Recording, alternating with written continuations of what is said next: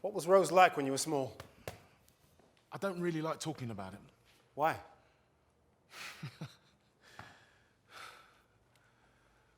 She'd hook on to dark stuff in the news. I'd come home from school and she'd be stewing. You know, I'd worry. Think something bad was going to happen, and it generally did. Like what? She'd be restrained. The police would come, and she was gone.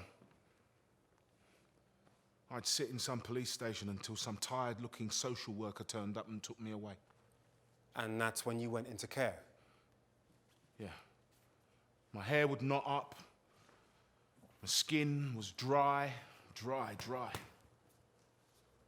pined for her till she came and got me, and, well, then it would happen all over again.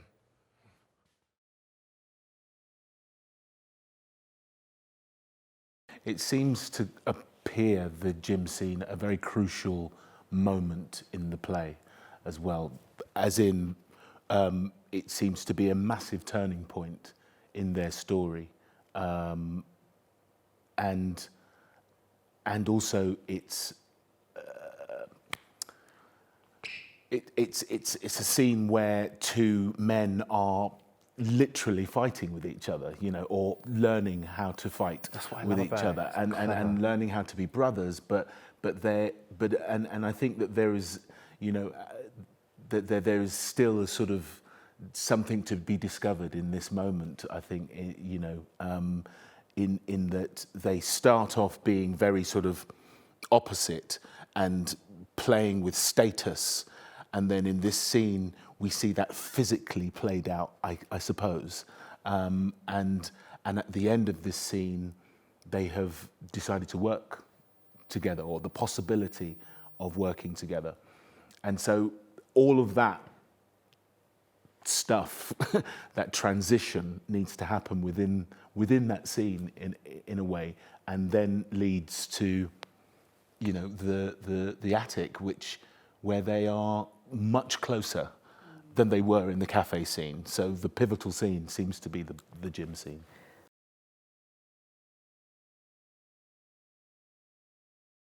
I remember having a great conversation with you two and with Lolita, where we were trying to figure out what was the question in the scene, and are we brothers or are we not brothers? And that didn't seem to be the question, because that was the question in the cafe. But it seemed to all lay itself out in a much more satisfying way when, between the four of us, we agreed that, or we decided, I guess, that the question was, okay, we're genetically brothers, but are we going to have a relationship? And then in that context, okay, I tell you about my mum. Okay, I ask you to work with me. I want to be in your gym. I want you to teach me to box. These are all suddenly full of charge, full of stakes, because they don't ever have to see each other again. Right. So they're big offers.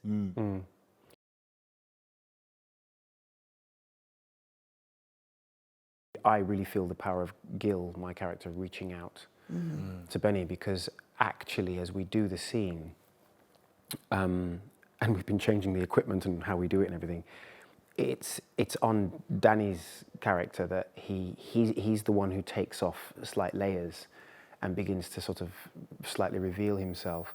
And the only way Danny can do that as an actor and as a character is if me, as an actor and as a character, when I ask the questions, there is no attitude, there's no push, there's no stakes, there's no manipulation, there's no nothing.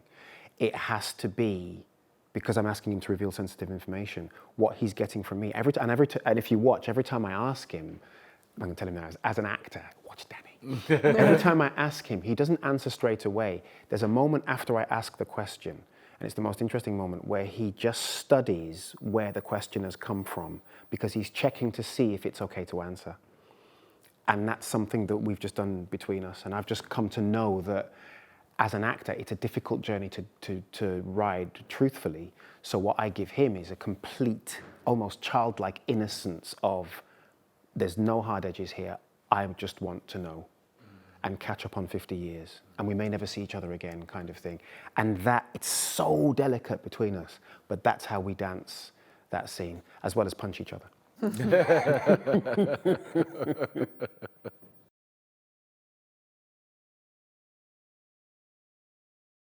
I guess thinking about the music, for me, music is such a personal thing for these two characters, but also music has a huge emotional hit, and you know when you're watching it that it instructs the way that you feel as an audience. And I guess a lot of my job is to be the representative of an audience and react the way that they do in order to feed back to you two.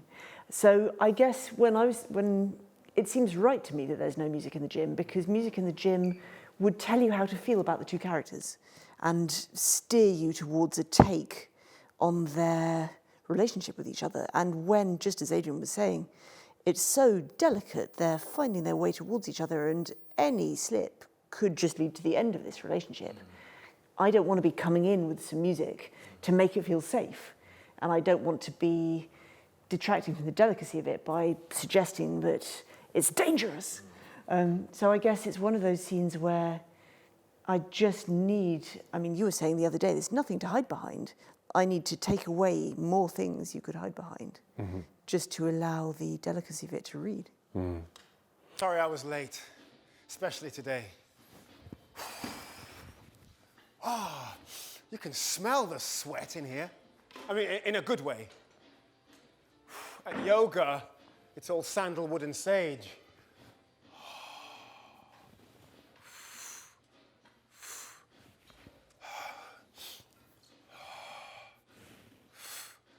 I was doing those stretches that you showed me last time at home. And Gina and I did the induction at Jake's gym. The new one with the spa. Yeah. Well, this isn't plush, but the equipment's reliable. Yeah, of course.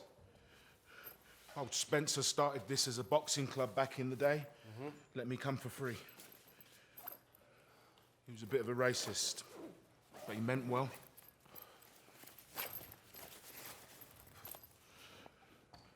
Marie was looking at that gym.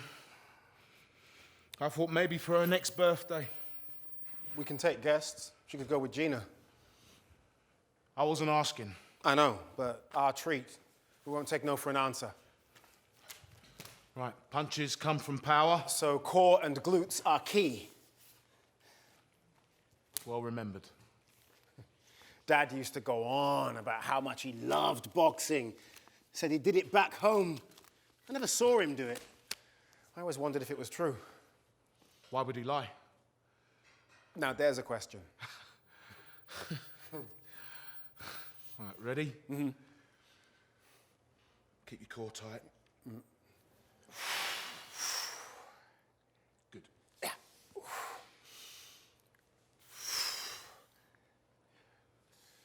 This morning, I was driving by the park, and this woman with a teenager in the passenger seat was coming from the opposite direction. She had space to pull in, but didn't. Refused to move.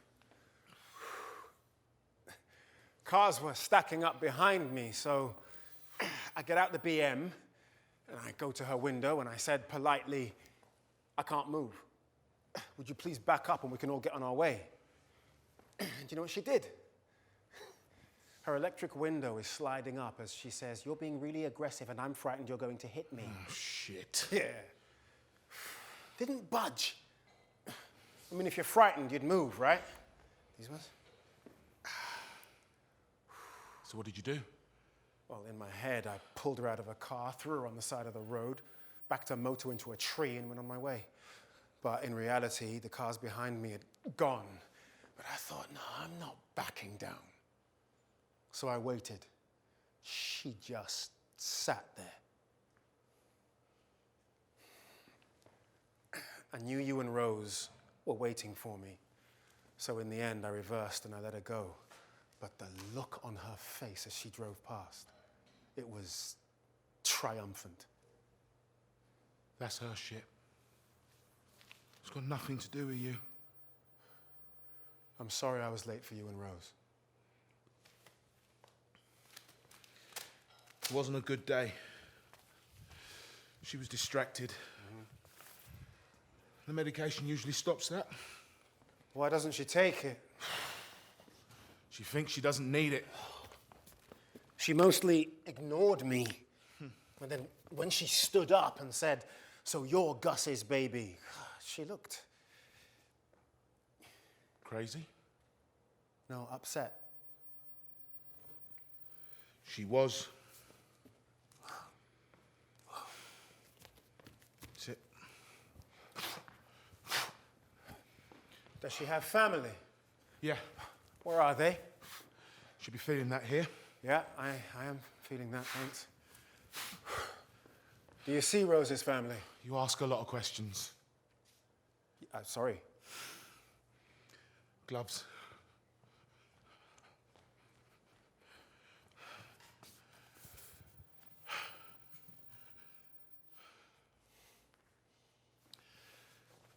Grandma was righteous, so she never visited.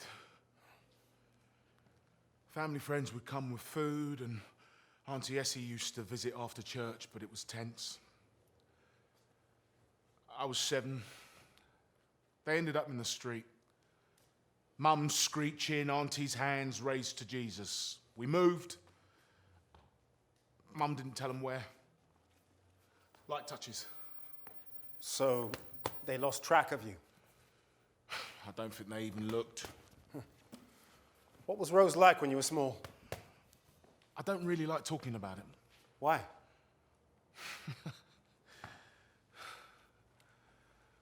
She'd hook on to dark stuff in the news. I'd come home from school and she'd be stewing. You know, I'd worry. Think something bad was going to happen, and it generally did. Like what?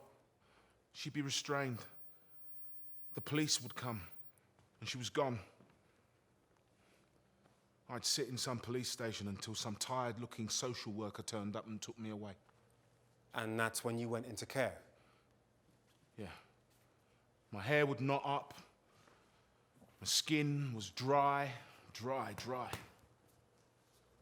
pined for her till she came and got me, and, well, then it would happen all over again. The only person I've told this stuff to is Marie. People get embarrassed by it.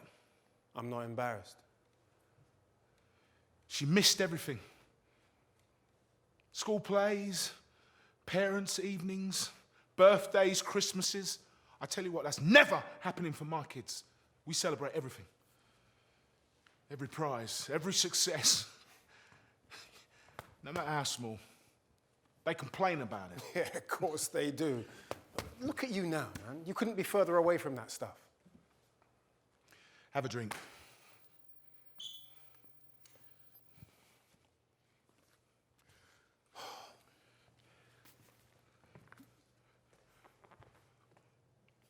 Sometimes I get this sinking feeling where the floor's like glue and I can't move my arms. Marie, she made me go therapy, and this doctor said that I was disconnecting, you know, trying to look after myself with what I had, which was nothing. Does that sound crazy to you?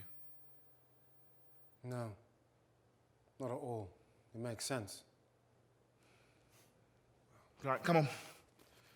Let's chat. More action.